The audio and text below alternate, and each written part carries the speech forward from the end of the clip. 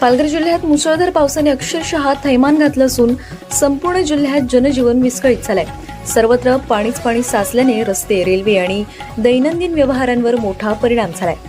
पालघर मनोर मुख्य मार्गावरील मासवण येथे रस्ता पाण्याखाली गेल्याने वाहतूक पूर्णपणे ठप्प झाली आहे। नमस्कार, मी डॉक्टर इंदू जाखड, जिल्हाधिकारी पालघर। काल रात्रीपासून प्रामुख्याने डहाणू तलासरी या भागांमध्ये पालघर जिल्ह्यामध्ये खूप मोठ्या प्रमाणात पाऊस सुरू आहे। या अनुषंगाने बरेचसे रस्ते जे आहेत जिल्ह्यातले ते पाण्याखाली गेलेले असल्यामुळे काही ठिकाणी संपर्क तुटलेला आहे।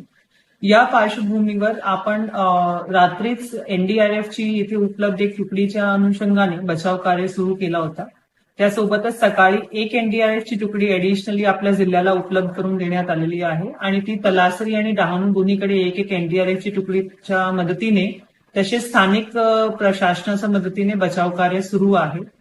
आपले जे दोन धरण आहेत डहाणू तलासरीमध्ये, कुर्जे आणि धामणी, दोन्ही धरणामध्ये मोठ्या प्रमाणात पावसामुळे पाण्याचा साठा वाढल्याने निसर्ग त्या ठिकाणी आपल्याकडनं सुरू करण्यात आलेला आहे। त्या अनुषंगाने डाऊनस्ट्रीमचे जे गावं आहेत त्यांना सतर्कतेचा इशारा देऊन ते पाण्याचा निसर्ग सुरू केलेला आहे आणि प्रोएक्टिव्हली तिकडे कुठलीही घटना घडू नये म्हणून आपले स्थानिक प्रशासनामार्फत जे नदीच्या नाल्याच्या काठेला लोक जे आहेत त्यांना स्थलांतरित करण्याची प्रोसेस सुरू करण्यात आलेली आहे।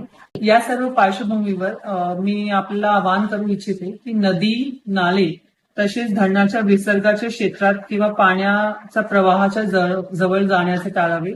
सोबतच अनावश्यक प्रवास जो आहे ते कुठेही करू नये। पर्टिक्युलरली बंद केलेले रस्ते आणि पूल यांच्यावरून प्रवास करू नये।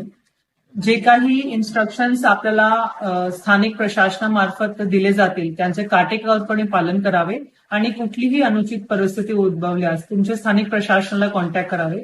त्यासाठी आमचे तलाठी, पोलीस पाटील, ग्रामसेवक आणि पोलिसांचे कर्मचारी सर्व ठिकाणी तैनात आहे। कुठलीही अडचण असल्यास त्यांना संपर्क करून आम्हाला योग्य ती माहिती पोहोचावी जेणेकरून बचाव कार्यास मदत होऊ शकते। धन्यवाद।